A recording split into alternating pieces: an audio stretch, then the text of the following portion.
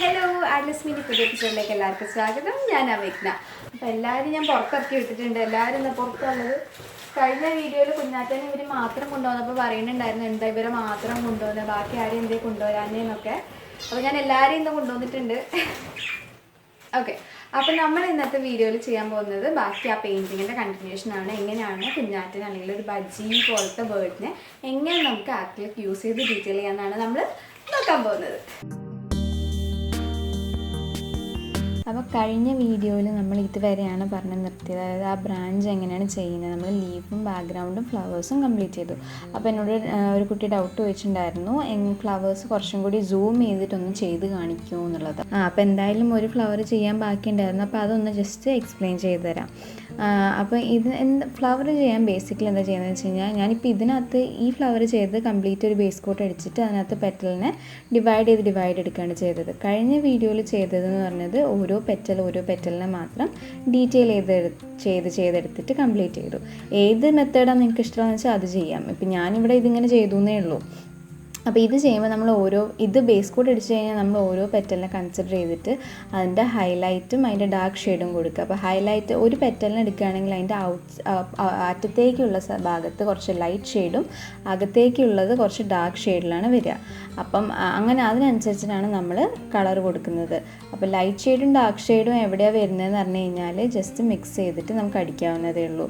അപ്പോൾ ക്രിംസനാണ് ഈ ഫ്ലവർ ചെയ്യാൻ വേണ്ടിയിട്ട് നമ്മൾ യൂസ് ചെയ്തിരിക്കുന്നത്. അപ്പോൾ ഔട്ട് സൈഡിലേക്ക് ഓൾമോസ്റ്റ് ക്രിംസൻ്റെ കൂടെ വൈറ്റ് മിക്സ് ചെയ്തൊരു കളറും. അപ്പോൾ അതേപോലെ അതിനകത്ത് ഡാർക്ക് ഷെയ്ഡ്സ് ഡിപ്പിക്റ്റ് ചെയ്യാൻ വേണ്ടിയിട്ട് നമ്മൾ കുറച്ച് ബേൺഡ് അമ്പറും മിക്സ് ചെയ്തിട്ടുണ്ട്. അപ്പോൾ നമുക്ക് ഇന്നത്തെ വീഡിയോ മെയിനായിട്ട് ഫോക്കസ് ചെയ്യുന്നത് എങ്ങനെയാണ് ഒരു ബജ്ജീനെ പെയിൻറ്റ് ചെയ്യുക എന്നുള്ളതാണ്. അപ്പോൾ നമ്മൾ ആദ്യം ചോക്കീനെ ചെയ്ത് കാണിച്ചു തരാം. ചോക്കി ഒരു വൈറ്റ് ബേർഡാണ്. അപ്പോൾ നിങ്ങൾ ഏതൊരു ബേർഡിനെയും പെയിൻറ്റ് ചെയ്യുമ്പം അതിൻ്റെ ബോഡിയിലെ ഫെതേഴ്സിൻ്റെ ഡയറക്ഷൻ നോക്കുക. അപ്പോൾ നിങ്ങളുടെ റെഫറൻസ് ഇവിടെ ഞാൻ നിങ്ങൾക്ക് റെഫറൻസ് കാണിച്ചു തന്നത് അതിനാണ്. നിങ്ങൾ കണ്ടോ ചോക്കീൻ്റെ ആ സൈഡിൽ ചെറിയൊരു ബ്ലൂ ഒരു ഷെയ്ഡ് ഉണ്ട്. അപ്പോൾ ആ ബ്ലൂ ഷെയ്ഡ് ഓൾമോസ്റ്റ് നമുക്ക് നോക്കുകയാണെങ്കിൽ താഴോട്ടുള്ള ഡയറക്ഷനിൽ ഇങ്ങനെ ലൈൻ പോലെയാണുള്ളത്.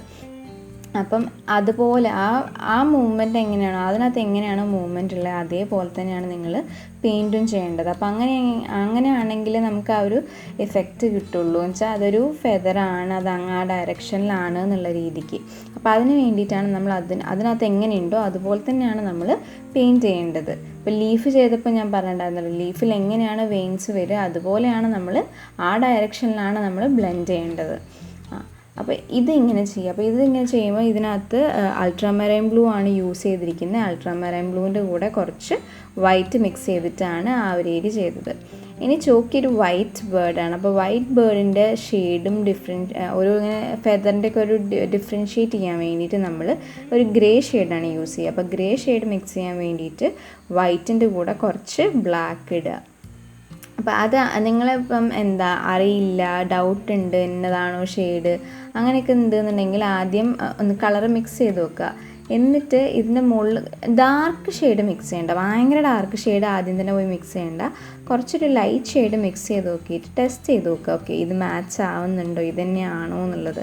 അപ്പോൾ അത് ടെസ്റ്റ് ചെയ്ത് ബ്ലെൻഡ് ചെയ്യാൻ ഓൾറെഡി എന്നൊക്കെ ഞാൻ പറഞ്ഞല്ലോ, നമ്മൾ രണ്ട് കളറും മോയ്സ്റ്റ് ആയിരിക്കണം. എന്നിട്ട് നമ്മൾ അതിനെ രണ്ട് കളറിനെ ബ്ലെൻഡ് ചെയ്തെടുക്കുക.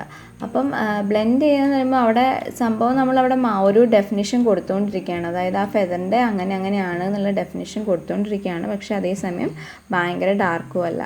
അപ്പോൾ അത് ബ്ലെൻഡായി കഴിഞ്ഞ് കഴിഞ്ഞാൽ നമ്മളൊരു ഡെഫിനിഷൻ കൊടുത്തു നോക്കി, ഇന്ന ഫെദേഴ്സാണ് നമുക്ക് ഹൈലൈറ്റ് ചെയ്യാനുള്ളത്. അത് കഴിഞ്ഞാൽ നമ്മൾ അതിൻ്റെ തൊട്ട് ഡാർക്ക് ഷെയ്ഡ് ഭയങ്കര ഡാർക്കായി പോയിട്ടുണ്ടെന്നുണ്ടെങ്കിൽ നമ്മൾ അതിൻ്റെ തൊട്ട് ലൈറ്റ് ഷെയ്ഡ് എടുക്കും. ലൈറ്റായി പോയിട്ടുണ്ടെന്നുണ്ടെങ്കിൽ നമ്മൾ അതിൻ്റെ ഡാർക്ക് ഷെയ്ഡ് മിക്സ് ചെയ്തിട്ട് ഇതിൻ്റെ മുകളിൽ കൂടെ വീണ്ടും വരയ്ക്കും. അപ്പോൾ ഇങ്ങനെ വീണ്ടും ലെയർ ചെയ്തിട്ടാണ് നമ്മൾ ഇതിനെ കുറച്ചൊരു റിയലിസ്റ്റിക് ആക്കി എടുക്കുന്നത്.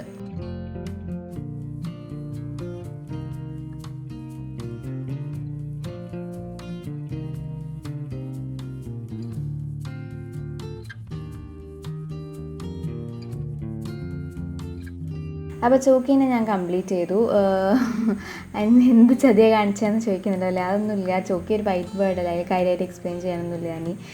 അപ്പോൾ എനിക്ക് തോന്നുന്നു കുഞ്ഞാറ്റേൻ്റെ മുകളിൽ കുറേ പാറ്റേണും കാര്യങ്ങളുണ്ട്. അപ്പോൾ അതിലാണ് കുറേയും കൂടി എക്സ്പ്ലെയിൻ ചെയ്യാനും കാര്യങ്ങൾ പറഞ്ഞു തരാനുള്ളത്. അപ്പോൾ നമുക്ക് കുഞ്ഞാറ്റേനെ എങ്ങനെയാണ് ചെയ്യുന്നത് നോക്കാം. ചൊക്കീൻ്റെ ആകെ ഇനി ബാക്കി ഞാൻ ചെയ്തതിന് കണ്ണും മൂക്കും ചുണ്ടും വരച്ചെന്നേ ഉള്ളൂ. അത് കുഞ്ഞാറ്റയ്ക്കും ഉണ്ട്. അപ്പോൾ കുഞ്ഞാറ്റയ്ക്ക് വരയ്ക്കുമ്പം ഞാനത് പറഞ്ഞുതരാം കേട്ടോ. ഓക്കെ, അപ്പം കുഞ്ഞാറ്റേൻ്റെ മുകളിലെ പാറ്റേൺ ഉണ്ട്. ചോക്കി ഞാൻ പറഞ്ഞില്ല ഒരു പ്ലെയിൻ കളർ ബേർഡാണ്. പക്ഷേ കുഞ്ഞാറ്റ അങ്ങനെയല്ല. കുഞ്ഞാറ്റൻ്റെ മേത്ത് നിറച്ചും പ്രിൻ്റാണ്, ഓരോ ഡിസൈനുകളാണ് കുഞ്ഞാറ്റൻ്റെയൊക്കെ മേത്തുള്ളത്. അപ്പോൾ അതെങ്ങനെയാണ് നമ്മൾ ക്രിയേറ്റ് ചെയ്യുന്നത്? ഇപ്പോൾ ഇവിടെ റെഫറൻസ് ലെഫ്റ്റ് സൈഡിൽ നിങ്ങൾക്ക് റെഫറൻസ് കാണുമല്ലോ. അപ്പോൾ റെഫറൻസിൽ ഏത് ഷെയ്ഡാണാവോ ഉള്ളതെന്ന് വെച്ചാൽ അത് അതേപോലെ നമ്മൾ മിക്സ് ചെയ്ത് അടിക്കുകയാണ് ചെയ്യുന്നത്. അപ്പം രണ്ടിനും റെഫറൻസ് നിങ്ങൾ ശ്രദ്ധിച്ചിട്ടുണ്ടോ എന്ന് എനിക്കറിയില്ല. രണ്ടും ഒരു സ്ഥലത്ത് വെച്ചിട്ടുള്ള എടുത്തിട്ടുള്ള ഫോട്ടോസാണ് ഞാൻ റെഫറൻസ് ആക്കി എടുത്തത്. അതെന്തുകൊണ്ടാണെന്ന് വെച്ച് കഴിഞ്ഞാൽ പെയിൻറ്റിങ്ങിൽ ലൈറ്റ് ആൻഡ് ഷാഡോ നമ്മൾ കൺസിഡർ ചെയ്യുമ്പം ഒരാൾ ഇരുട്ടത്തുള്ളതും ഒരാൾ വെളിച്ചത്തുള്ളതും എടുത്തു കഴിഞ്ഞാൽ നമ്മൾ പെയിൻറ്റ് ചെയ്യുമ്പം റെഫറൻസ് തെറ്റിപ്പോവും. അപ്പം ക്രിയേറ്റ് ചെയ്തത് തെറ്റിപ്പോകാതിരിക്കാൻ വേണ്ടിയിട്ടാണ് രണ്ടുപേരെയും ഒരു സ്ഥലത്ത് നിന്ന് ഫോട്ടോ എടുത്തത്. നമ്മളിപ്പോൾ മേർജ് ചെയ്യല്ലേ ഓരോ സ്ഥലത്തുള്ള ക്രിയേഷൻസും. അപ്പോൾ നമ്മൾ കുഞ്ഞാറ്റനെ ചെയ്യാൻ വേണ്ടിയിട്ട് കുഞ്ഞാറ്റൻ്റെ മേത്ത് കുറേ പാറ്റേൺസ് ഇല്ലേ, ആ പാറ്റേൺസ് ചെയ്തത് കുറച്ച് ബേൺഡ് അമ്പറും വൈറ്റും മിക്സ് ചെയ്തിട്ട്, യെല്ലോൻ്റെ കൂടെ യെല്ലോ അധികം മിക്സ് ചെയ്തിട്ടില്ല, യെല്ലോ ഓൾറെഡി ബേസ് കൊടുത്തതിനെ കൊണ്ട് യെല്ലോ അധികം മിക്സ് ചെയ്തിട്ടില്ല, ബേൺഡ് അമ്പറും വൈറ്റും കൂടി മിക്സ് ചെയ്തിട്ട് ആ കുഞ്ഞാറ്റൻ്റെ മേത്തുള്ള ആ ഒരു പാറ്റേൺ റഫായിട്ട് നമ്മൾ സ്കെച്ച് ചെയ്യുകയാണ്. അതായത് ബ്രഷ് യൂസ് ചെയ്തിട്ട് തന്നെ ജസ്റ്റ് അതൊന്ന് വരച്ചു കൊടുക്കുകയാണ്. ഇനി ഇത് കഴിഞ്ഞിട്ട് ഇതിനെ ബ്ലെൻഡ് ചെയ്ത് ഡാർക്ക് ആക്കി എടുക്കണം. ഇതിൻ്റെ മുകളിൽ കൂടെ വീണ്ടും വീണ്ടും വരച്ചിട്ടാണ് നമ്മൾ ഓൾമോസ്റ്റ് അതുപോലെ തന്നെ ആക്കിയെടുക്കുന്നത്. അപ്പോൾ നിങ്ങൾ ഏറ്റവും കൂടുതൽ ശ്രദ്ധിക്കേണ്ട കാര്യം എന്താണെന്ന് വെച്ച് കഴിഞ്ഞാൽ ഇവരുടെയൊക്കെ ഫെദർ, നിങ്ങളൊരു ഫോട്ടോ ഉണ്ടെന്നുണ്ടെങ്കിൽ അതിൻ്റെയൊക്കെ ഫെദർ ഏത് ഡയറക്ഷനിലാണെന്ന് നോക്കുക. താഴോട്ടാണെങ്കിൽ അതേ ഡയറക്ഷനിൽ നമ്മൾ പെയിൻറ്റ് ചെയ്യുക.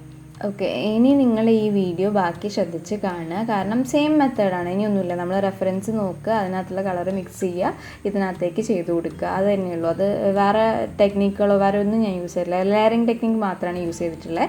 നമ്മൾ എന്ത് ചെയ്യുക, കളർ മിക്സ് ചെയ്യുക. അതായത് ഈ ഷെയ്ഡ് ഏകദേശം സിമിലർ ആക്കിയിട്ട് നമ്മൾ പാലറ്റിൽ മിക്സ് ചെയ്യുക, അതിനെ അതേപോലെ എടുക്കുക, അതിനകത്തേക്ക് അപ്ലൈ ചെയ്യുക. ബ്ലെൻഡ് ചെയ്യേണ്ട ഇടത്തിൽ ബ്ലെൻഡ് ചെയ്യാം. മിക്ക സ്ഥലത്തും നമ്മൾ ബ്ലെൻഡ് ചെയ്യേണ്ടി വരും, എന്നാലേ നമുക്ക് ആ ഒരു സോഫ്റ്റ് ടച്ച് കിട്ടുള്ളൂ. ഇല്ലെങ്കിൽ ഭയങ്കര ഹാർഡ് എഡ്ജസ് വരും. അപ്പോൾ അതുകൊണ്ട് നല്ലപോലെ സ്മൂത്താക്കി ബ്ലെൻഡ് ചെയ്യുക. ബ്ലെൻഡ് ചെയ്തതിന് ശേഷം ഓരോ ലെയറായിട്ട് ലെയറിങ് ചെയ്യുമ്പോൾ നമ്മൾ ഒരു ലെയർ ഡ്രൈ ആയതിനു ശേഷം അടുത്ത ലെയർ ചെയ്യാവൂ കേട്ടോ. ഇല്ലെങ്കിൽ കളറുകൾ തമ്മിൽ മിക്സ് ആയി പോവും. അപ്പോൾ നമുക്ക് വേറൊരു കളർ കിട്ടും. നമുക്കതല്ലല്ലോ വേണ്ടത്. നമുക്കൊരു ഡെഫിനറ്റ് കളറാണ് കിട്ടണതെന്നുണ്ടെങ്കിൽ ഒരു ലെയർ നല്ലപോലെ ഡ്രൈ ആയതിനു ശേഷം അടുത്ത ലെയർ ചെയ്യുക. ഇത് കുറച്ചധികം സമയം എടുക്കും. നമ്മൾ കുറച്ചൊരു റിയലിസ്റ്റിക് ആക്കി ഓരോ ഫെദറിനെയും കൺസിഡർ ചെയ്ത് ഡീറ്റെയിൽ ചെയ്തെടുക്കുകയാണെന്നുണ്ടെങ്കിൽ, ആബ്സ്ട്രാക്റ്റ് ആണെങ്കിൽ പ്രശ്നമൊന്നുമില്ല, നമുക്ക് റഫായിട്ട് കംപ്ലീറ്റ് ഫെദറും കാര്യങ്ങളൊക്കെ ചെയ്തിട്ട് വേഗം തീർത്ത് വെക്കാം. പക്ഷേ റിയലിസ്റ്റിക് ആകുമ്പോൾ നമ്മൾ റെഫറൻസ് നോക്കി റെഫറൻസിനകത്തുള്ള കളറുകളെ മാച്ച് ചെയ്ത് അതുപോലെ മിക്സ് ചെയ്തിട്ട് വേണം നമ്മൾ ചെയ്യാൻ. ഇല്ലെങ്കിൽ നമുക്ക് ഒരു നല്ല റിസൾട്ട് കിട്ടില്ല. അതുകൊണ്ടാണ് അതങ്ങനെ ചെയ്യണമെന്ന് പറയുന്നത്. അപ്പോൾ റിയലിസ്റ്റിക് ചെയ്യാൻ എപ്പോഴും കുറച്ചധികം ടൈം എടുക്കും.